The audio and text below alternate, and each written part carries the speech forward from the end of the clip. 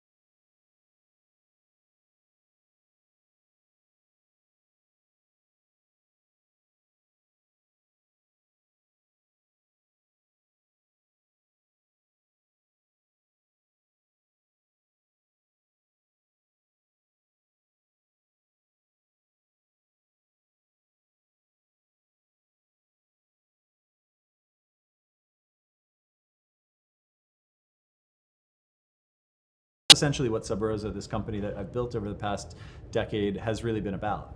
You have this great story in the book where you say when your parents ask you when you were little, like 10 or something, what do you want to be when you grow up? What did you tell them? I love that. We were sitting at the dinner table. We had like a real sort of ritual around that every night. And they said, what do you want to be? And I said, I want to be an idea man.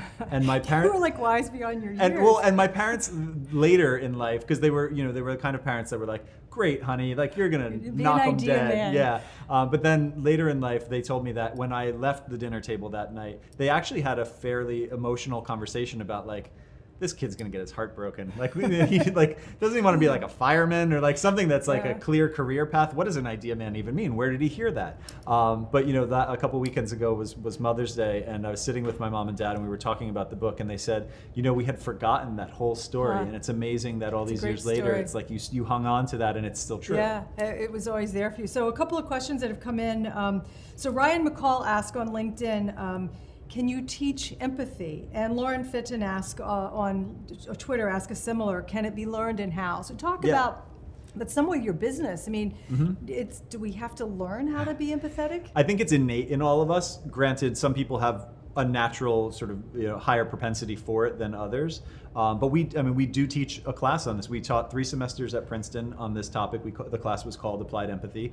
We're now teaching it at West Point. And the way our view on it is that this is like a muscle. It's something you train, it's something that you work. And so if you continue to use empathy in your design thinking process, in your leadership, in whatever it is, you're going to build a deftness that's going to allow you to apply it more regularly. So it is certainly teachable, but it does require practice.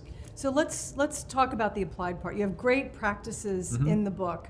One I'd love you to just talk about that I thought was really great. You talked about the ability to see things from another perspective. Customer, competitor, and there was another C. Company, context, and consumer. Yeah. So talk a little bit. So let's give someone a little Sure. lesson right now. So if you think about a 3-circle Venn diagram, what we want to do is find that sweet spot in the middle where those 3 C's intersect. So the first is company. So much like our time working together, it was really about understanding GE, right? And like, what are our values? What do we stand for? Yeah. Why do people come to work every day? What are the products we're making? What are the promises we're making, right? And really taking the time to take that perspective into consideration. Yeah. When we say consumer, the natural sort of knee-jerk reaction is to think about the end consumer, right? Who's the person buying the thing? And yes, that's important. And human-centered design puts that person sort of on a pedestal and says, they like, really do, don't that's they? That's Yeah. who we're caring about.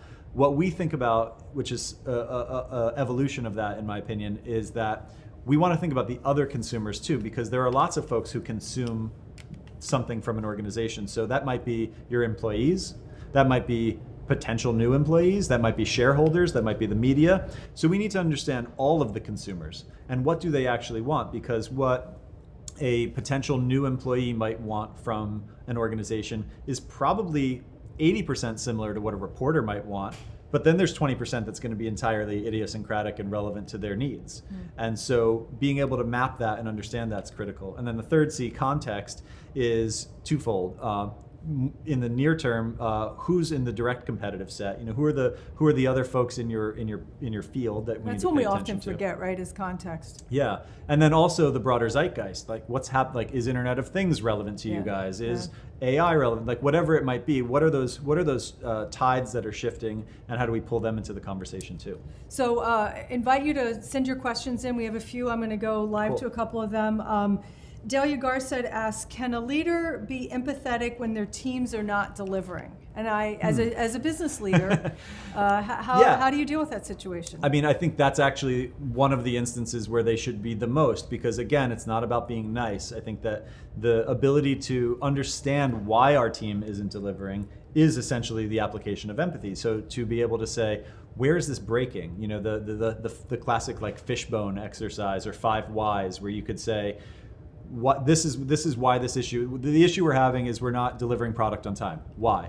Well, because this. Well, because this. Well, and eventually you get to the root cause. And that act is essentially an act of empathic inquiry. So that is a road to empathy. Another question that came in earlier that I think is a good one just said, is there a time that comes to mind where you found it hard to be empathetic in the workplace toward a person or a situation, and how did you overcome it? Oof, so many. I think a good leader is always a work in progress, right? And I started this business at a pretty young age, and so I've had to learn on the job, right? I didn't come in feeling like I was a CEO for 10 years before, had some kind of, this was all, learning on the battlefield. And one of the things that I really had to learn was the ability to understand that as a service provider, all of our clients are going to want something a little different in the way we deliver work. Yeah. So there's a big technology client that we have, and their desire for work product is often to get it in the form of prototype. They said to us on day one, we don't want decks. Don't bring a PowerPoint, don't bring a document, don't bring a PDF. What a relief. That's a very valuable client. Right. But it was really hard for us because not for you guys. You're not big deck people. Well, I mean, like it's often an artifact of the process, right? And so what they said is, you just have to come and show us what broke and how you learned from it. And so we had to untrain this tendency to make a deck. And so it was something that was difficult for me, because that was my guide to take someone through an idea, and then we had to do it a totally different way for them. But as we got comfortable with that, the relationship got better. Yeah, so that you weren't trying to force your process on them, you were to adapt to what their needs were. Yeah. I'm reminded by that question of just in terms of my career as a change maker, and those times when you're like, the other guys just don't get it. You Yes. know, you can't mandate change. They just don't get it. Right. And it's such a time for empathy when you have to stop and go, wait a minute, do they fear? Are they nervous? Do they not understand? Am I Totally. not communicating? That was an unexpected surprise for me to think at those moments that you need to actually stop and go, wait a minute, these people are right. They have real fears. Yeah, Right? exactly. In the process of going through the book, one of the things that emerged for me, so I grew up playing sports, right? And it was What'd like, you there was play? a big part of basketball was a big thing. And oddly, I was actually really good at javelin for whatever reason. It's like the skill that you course don't, you were. yeah, you can't go to Central Park and do it, but like it was a thing. You could, but- Yeah, it would be arrested pretty quickly. But the coaches that got the most out of me always knew how I needed to be coached. Yeah. It wasn't like uniformly we're all going to run sprints. It was some people needed to run sprints to learn how to stop doing a thing. Yeah. But like for me, I needed the coach to explain like when you move this way, not that way, because it's going to give you leverage. And like they explained things to me. Yeah. And I took that lesson into my professional life and realized that much like that fear example you just gave, all teams are motivated in different ways. Some people are motivated by fear Yeah. and like need that pressure, that productive anxiety to do something right. Whereas others need encouragement and others might need motivation in a different way. So being able to map that out on your team and understand who needs what is critical. Yeah, that's a good one. So realizing applying empathy in different ways to different people. Yeah. Talk about, you said you've been teaching and lecturing Yeah. at West Point. Mm-hmm. It seems like an interesting match, you Yeah, at West Point. that's a very diplomatic way of saying that. What have you gotten out of it? How is the military looking to Yeah. apply empathy? So it was fascinating. So the phone rang one day and it said on the little caller ID, U.S. government. And my first reaction was, oh man, they've caught up to me. Like some misgiving in college has finally come around. And I answered the phone. They said, we've been listening to your podcast. We find it interesting. It's called Applied Empathy also.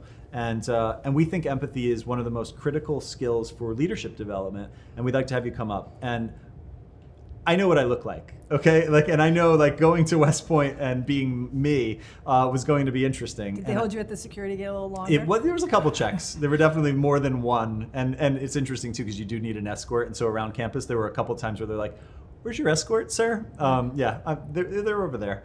But the one of the main rooms I went into on the first visit was a room of 50 3-star, 2-star, and 1-star generals. And I walked in a room of men and women in fatigues and military dress, eyes forward, could hear a pin drop. And I was like, this is going to be a hard room. And I got up and I said, empathy is not about being nice. And I went into my normal rap. And within 5 minutes, hands were coming up, people were asking questions. And I asked a question at some point, and I said, why is this interesting to you guys? And they said, we are a leadership academy. And if we don't understand the people we serve, and that doesn't just mean the other folks in the military, but that also means the American people. Yeah. What are we fighting for? Yeah. How are we motivating ourselves to go out and protect our rights and our way of life? Yeah, I continue to be impressed with the military's investment in Mind-blowing. leadership Yeah. and strategy, right? I mean, Yeah. that's a great example. So a couple of other questions coming in. Rob Gottlieb asks, how important is storytelling with empathy and leadership? Talk about that. You also do storytelling Yeah, it's for a a good living. question. I think it's actually the first time that's been asked, but it's really important because storytelling takes someone on a journey with you, right? And that is a way of perspective taking. If you're a good storyteller, if you can create an arc and you can take someone on a ride, they're going to feel what you're trying to make them feel. They're going to be able to connect with you in a more meaningful way than if it's just facts and figures. It's the difference between data and information now, right? We live in an age where there's too much data, right? Every brand has more data than they'll ever be able to go through. So what they want is the ability to take that data and make it information, make it something digestible and consumable. And that's a form of storytelling just as much as creating, a beautiful documentary. Yeah. Talk about one of your favorite examples from the book of how you helped a company apply empathy and, maybe they had it missing or they didn't know what they had. Yeah. Is there one you want to share? There are a lot of good ones in that book. Yeah, there are. I would say Pantone's a great Yeah. one. So Pantone, the color company, every designer has a swatch book on their desk. And Pantone was in their 49th year of business when they came to us and they said, we will not be in business 50 years from now if we still make swatch books and inks and dyes because the world prints less and less, much to the chagrin of publishers like Simon & Schuster. And so they said, we need to really figure out where our business is going. And so we really helped them think about when the very first question we asked, how do you guys define who you are? And uniformly across the whole room, everyone said, we're an ink and chemical company.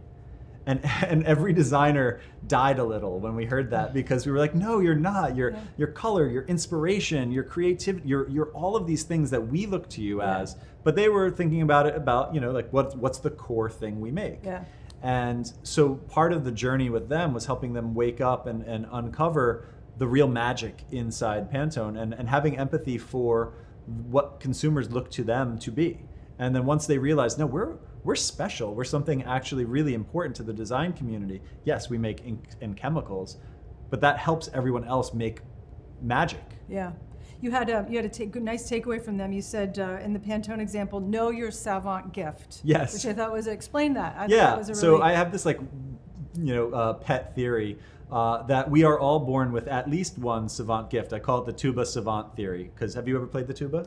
I haven't. You no. might be a tuba I savant. might be. I could right? be. And I don't. I'm not going to try it, but maybe I should. And so I think the tendency is we kind of get stuck in our patterns, and we just think we're good at this thing and we're not good at that thing. We don't try enough. And so one of the things we had to help Pantone learn was that experimentation was actually going to be a big part of them finding their next chapter, right? So it's not going to just be about making a new color, but it's maybe the process of finding the new color that's going to resonate with someone. It's the inquiry, it's the exploration, and that all of a sudden kind of clicked some new lights on in their head, and they realized that they had permission to be a different type of storyteller. Story keeps coming up a lot in your work. Kimberly Oliveira asks, she says, unfortunately being empathetic can sometimes be perceived as being too soft, too nice. You talked about that earlier, but she asks, how do you find a balance between sort of exercising that ability and also not being taken advantage of or being seen as weak by your colleagues? That's a good question as well. I think that empathy should be used as a perspective-taking tool almost exclusively, right? You have to remain objective when you're being empathic, because otherwise you're being sympathetic, or you're being compassionate, or you're being some other thing that brings your emotions into it. And I think where the uniqueness of empathy resides is in its ability to for your ability to maintain a sense of objectivity while pursuing it, and also the ability to have some patience. Because empathy doesn't manifest, right? Like sometimes it does, but a lot of the time you have to be patient and willing enough to listen, to take the extra beat in a conversation to see how someone reacts to something, and use that as a tool for ultimately getting someone to where they want to go. It's a lot about listening, I hear you. It's deeper than that you're saying, but what can we learn about listening that makes us more empathetic? I mean, I think there's a major tendency in our industry, but probably in many industries, for people to half listen while they're planning what they want to say. Okay, guilty. Right? And I'm doing that right now. I'm but listening you're to you, really but good at it. I'm getting questions from online. I Yeah. want you to know I'm still with you. I know you're with me, and that's your job right now. But the real listening, the real ability to kind of shut down your inner monologue and connect with someone is what gives them the comfort to really be who they want to be. They know you're actually there for the right reasons. You're not there to kind of just jump in the second they take a breath and then say what you want to say. You have a great quote in the book. You say, empathy sounds great and most people want to be perceived as empathetic, but using empathy makes work harder. Mm-hmm. You have to listen. You might not like what you hear, and you have to keep doing it. Yes. Elaborate on that. Yeah, so it goes a bit to the patience point, is that empathy is often going to show you something that is outside of your own perspective, right? It is ultimately, because it's helping you see different perspectives, going to sometimes challenge you. I think one of the things we see the most is if you have a bias, whatever that bias may be as a leader. And we all have them. Yeah, we all have them. And if you are unaware of that bias, or at least willing to ignore that bias for the time being, you're going to get blindsided when you start using empathy, because it's going to shine a light on that bias in such a way that you're going to have to confront it. You're going to have to do something about it. Some people have a bias towards inaction because they don't want to rock the boat too much. Yeah. They want to kind of incrementalism is enough kind of thinking, right? But if in understanding your audiences, they want to see hockey stick growth, they want to see big innovative ideas coming out of you, it's going to make you squirm. It's going to put you in an uncomfortable position that you might have to get into to push past it. Yeah. So again, I'm Beth Comstock here with Micheal Ventura. We're talking about Applied Empathy, Michael's new book that's just out from Simon Schuster. We're taking your questions, and many are coming in, so I'm just going to jump in. We're getting some really good questions. Is there a way to measure the level of empathy we have? That question just came in. Ooh, so it's something we're actively working on. We are talking with some. It's like a big project. Yeah, it is. I mean, we're essentially working to try to create a bit of a Myers-Briggs for empathy to help people start. What's your Myers-Briggs? What are you? Yeah, I'm a high-functioning introvert. So technically, I test as an E, but I'm actually an I. ENFP is what I come out as. I'm INTJ. So similar, but yeah, not but entirely. that kind of framework is what. Yeah, you're exactly. looking I think at. that's where it's going to start, because it's hard to quantify it and say like I'm a 97 percentile empath. Yeah. Like who the hell knows what that means? So I want to get into tension. You talk a lot about that. Joanne Gaccioni, hopefully I got your name right, Joanne. Thank you for the question. Asks, how do you teach a team to be empathic? With your colleagues, with each other, with clients, what tricks, what teams? So whether it's 4-star generals at West Point or the designers at GE, how are you teaching them to do this? One of the first parts of it is learning how to take perspective on yourself and learning where your strengths and weaknesses are, right? So being able to turn the lens inward and really have a sense of, as a leader, as a problem solver, as a collaborator on a team, whatever it is, where are my strengths and weaknesses, and how can I be aware of them as I engage with the world around me? That then often leads us into being able to understand and engage with our team members in a different way. So one of the first things we try to do with our students in class is help them spot where their sort of empathic strengths are, and we use these archetypes that we've created in order to help them start to plug in. I'm more of a this and I'm less of a that. Talk about a few of the archetypes if you sure. will. You have what, 7 of them? There's 7 of them, yeah. So like one example is the convener.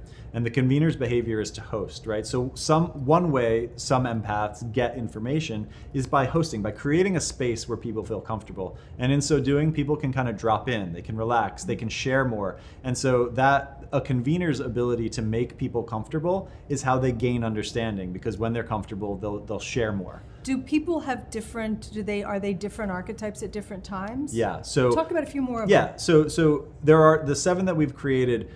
We believe we are all 7, but in equally distributed ways, right? So I have all 7 inside of me, but there are some that I don't have as much of a deftness with. So another one is the inquirer, who's a deep question asker. They know how to ask the real question, not like the superficial one that you get the canned answer for, but the one underneath that like someone opens up and they have a whole, like therapists are great inquirers, right? They know how to really get to where you want to go with someone. Another one is the seeker. They're daring, they're unafraid, they're willing to take risks or pivot, right? And pushing up to that edge of themselves, they gain much deeper understanding about themselves and the world around them. Yeah. So a couple more questions. It's interesting to see the questions sort of grouping together. I think people buy empathy, right? We all know, and especially in the world right now, I think we're all feeling we need more empathy. Yeah. We need to get in touch with it, and many people are. So another question about, it's cataloged as a soft skill in leadership. How do you help people understand that it's an essential skill? So this way, how do you sell it? How are you selling it to people who think you're soft? Yeah, lately, and this is not a cop-out, but lately it's been selling itself. Like, I think that we are living in a world where this is part of the zeitgeist, right? Everyone is saying we do need more empathy. And so what we end up selling is really the benefit of it, not the need for it. And that. So give me the benefit of it. The benefit is running teams more efficiently and dynamically, being able to build solutions that are more well-rounded, being able to think about the way to solve a problem that is going to take from different perspectives and ultimately not just solve your business's sort of growth metrics, but also going to make someone at the other side of the table feel like they've been heard or seen. Yeah, Michael and I first worked together on, I think really one of the first projects we worked on. We brought Michael and Subrosa in to help us think about a better mammography experience. Yeah. Now clearly you probably hadn't had a mammography. Still haven't. But we were also able to realize that a lot of the people in the design and the tech side hadn't really talked to the end user. They were looking at the doctor, the radiologist, the nurse. And so talk a little bit about what you did, because it was very illuminating for us at the time. I mean, it was. I genuinely do credit that as our empathy origin story in many ways, and so thanks. the ability to sort of dive into that work was about understanding where in the mammography experience are things breaking? Because as you told us in the brief, we can't change the machine. We want to grow the business, but the machine's a 7-year process. We come up with a better way. It's still going to take a while. And hopefully the machine can change over time too, though, exactly. Right? And so what we started to learn as we talked with folks was that there were all these soft science things that people weren't addressing. So things like when we asked women who had mammograms, what's the number one reason you don't get screened on a 12-month basis? They would say the memory of pain. When that appointment rolls around at like 10 months, they're like, maybe it could be 14 before I go make that appointment. And what happens in the product team is they know it's painful, but they also don't want to give up the quality of the image. And so it's a real trade-off, right? Absolutely. And so when we got to the engineers and talked with them, they said, look, we can't change compression. Compression is what it is. It's going to give doctors the best readout. I said, okay, well, the second biggest issue that we're hearing from everybody is that the room and the machine are freezing cold. And they said... Such a simple insight, but so powerful. Yeah, and no one had really brought that up. And the optimal temperature for the lifespan of the machine, if you ask engineers, is 64 degrees. And we said, well, 64 is pretty cold. You're in that dopey paper gown. It's, it's uncomfortable. What would happen if we increased the temperature? And that question no one had asked. No one on that journey had said, is 64 a must or is it a nice to have? And they said if you push it to like 70, 74, it'll probably be fine. It's not going to affect the test readings. It might, shrink the life expectancy or something. Who knows? Not of the patient, of the machine. Yeah. And so we said we're going to run a trial, and we increased the temperature. And what we came to find is that people complained less about pain when they were warmer, even though compression was doing the exact same thing, because we were just creating a more empathic environment. Yeah, so I love that. I mean, you don't have to be a woman having a mammography to figure out how to find an empathetic solution, right? That's what I love about that. So a couple more questions. I want to get back to the tension point. So someone asked, do you have any tips or tricks for staying empathic in the workplace during stressful situations or meetings? So, your temper flares, you're anxious, you really don't want to walk in someone else's shoes. What do you do? Yeah, I mean, I think that the thing that drives me as a problem solver is always thinking about the end recipient, right? And so I'm motivated by solving something for someone else. So if my own attitude or, hangriness or whatever it is kind of getting in the way, I'm going to kind of pull myself back and say, remember who we're doing this for, right? This isn't like... Yeah, it's a good one. And putting that person in your mind's eye is often the motivator for me to go back and be the right collaborator. Someone asked, what's the best way to demonstrate empathy to a partner, a friend, or a coworker who's maybe struggling with depression or other mental health issues? Listen. Hands down, it is not about advice giving, right? That is 3 steps down the line, if at all. Really, most of the time, what I've come to find people want more than anything else is to feel seen and heard. And so if you can just sit in that space with someone and let them share what's going on with them, sometimes that's all they need. It's just like they just needed to get it off. They needed to know someone cared enough to listen. That just sounds like great advice in dealing with your colleagues in any situation. Yeah, right? yeah. I think it's angry, often overlooked because, especially as problem solvers, we have a bias towards fixing, right? And we want to, you don't feel well, like try this or try that or what have you considered? And it's like, well, maybe what they just need is to feel that out a bit and to say what they need to say and then see where it goes from there. So that patience factor plays in. Changemaker Book Club, we are here with Micheal Ventura, author of Applied Empathy, talking about empathy. A few more questions before we wrap up. Sure.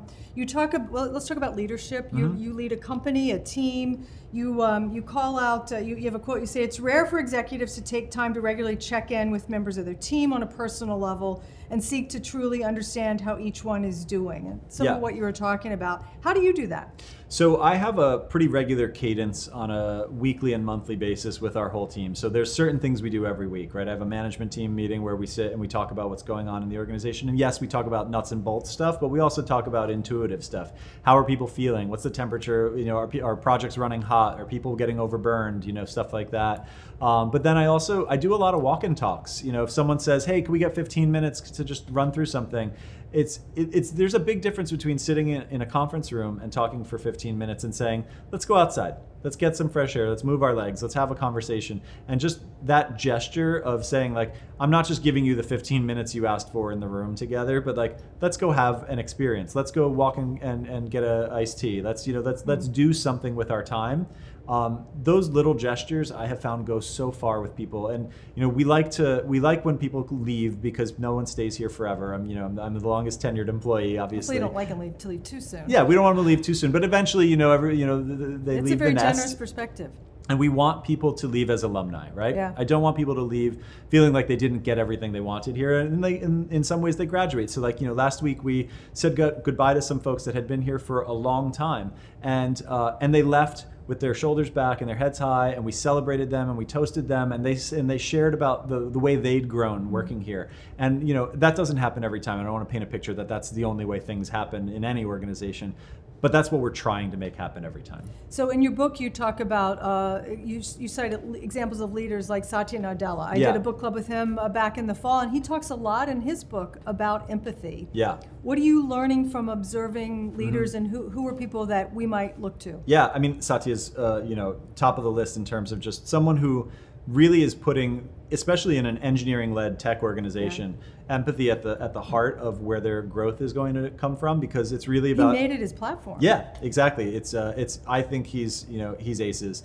But interestingly, there are people who wouldn't necessarily get listed as empathic leaders because they're not necessarily always perceived as nice, or because they're not always perceived as sort of willing to listen. But I think on another end of the spectrum, Elon Musk is a great example. Now, a lot of people have a lot of things to say about him, but if you look at purely on what he does as an entrepreneur, as a problem solver, everything he has built has been highly empathic. PayPal, SpaceX, Tesla, all of these businesses that he's created, The Boring Company, which is his new tunnel making company, all of them have been about really stepping outside and seeing a big problem. He's very Edisonian in many ways, and seeing what's going on and then pulling that insight into a solution.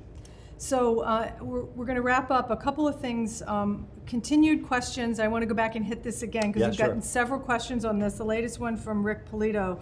KPIs associated with empathy.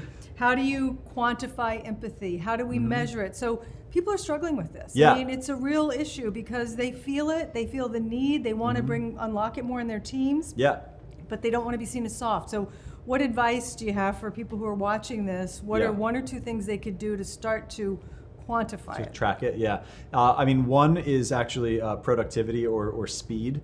So one of the things we track on a daily, hourly basis really is looking at how we're moving through a project deliverable cycle, right? And what I have come to find is that the teams that are working the most empathically, that are really kind of checking in with each other, move through work faster. We're actually delivering work at a higher revenue per hour than on projects where teams might be working remotely or having a harder time connecting with each other. So like one real just cut and dry one is realization rate. Yeah. And just seeing how our realization rates look on projects, and when we're applying empathy, are they getting higher? Yeah. That for us is a big one. Yeah, I think increased use of feedback loops might be something else for people to think about. Do you have a dashboard? Teams I've worked with, sometimes it's as simple as a net promoter score. Now, I'm not sure you get the empathy in that, but you at least get a direction. But it's a temperature check. People have the for sure. dashboard, so then they could dig in and say, now I understand what this customer problem was. So absolutely. Even Slack. One of the things that we've seen just internally on our side, even excluding clients, is how Slack has actually facilitated a faster sense of sharing and ultimately of understanding. So the way we're sharing articles on a particular topic that we're working on for a client or something like that is just increasing our speed and efficiency of shared understanding. So those might not be quantifiable, but they're high-level indicators that you can dig in and maybe get some quantifiable. You go to some office buildings now, WeWork has this, and how did you like our water? Yes. It's a smiley face, a sad face. I mean, it's at least feedback, and you can start to understand what the other person thinks. Exactly, yeah, and we do that in the form of pretty rigorous peer reviews as well. So like there's a cycle on a trimester basis where we're really getting tons of data, both internally as well as from our clients, as to how we're doing and how they're doing, and that feedback loop is critical. So thank you for being part of Changemaker Book you. Club. I want to end with this question. What I like to end with is, okay, everybody's going to read the book. They've heard you here. What are 1 or 2 things they can do tomorrow, next week, to apply empathy to themselves and to the place they work? Yeah, I would say the first is take 10 minutes a day to check in with yourself and see where you're running. Sounds kind of woo-woo. So like, what is that? So I'll get specific on it. Like, am I being too aggressive with my team? Am I being too curt? Am I not getting enough time to answer emails? Like, what? Just check in and see, like, what's my day feeling like? Do I feel, is today an erratic day? Is today a relaxed day? Like, and just have an understanding of that, because every day is different for folks. And some days you can be overscheduled, and that might lead to being more curt with your teams or something like that. So just having a 10-minute check-in, I think, is a really valuable. So you're having empathy for yourself and self-awareness. Yeah, because without that, you're gonna be you're working on you're on your heels trying to get empathy for someone else. Yeah. So you had, is it one other thing? Yeah, and another one would be really practicing the perspective taking with objectivity. So really just put all your biases aside and say, who are we trying to solve this for? And really get in their shoes. And if that means you need to meet them, if that means you need to read more about them, whatever it is, the more we understand whomever it is we're solving for, the better our work becomes. Check in with yourself. Ask, who are we solving this for? What needs do they have? Great advice, Micheal Ventura, as always. Congrats on applied empathy. Thank you. Thanks for joining us, and we'll be sharing clips. Later. So thanks a lot. See you in a couple weeks with another Changemaker Book Club. Thanks a lot. Bye. Thank you.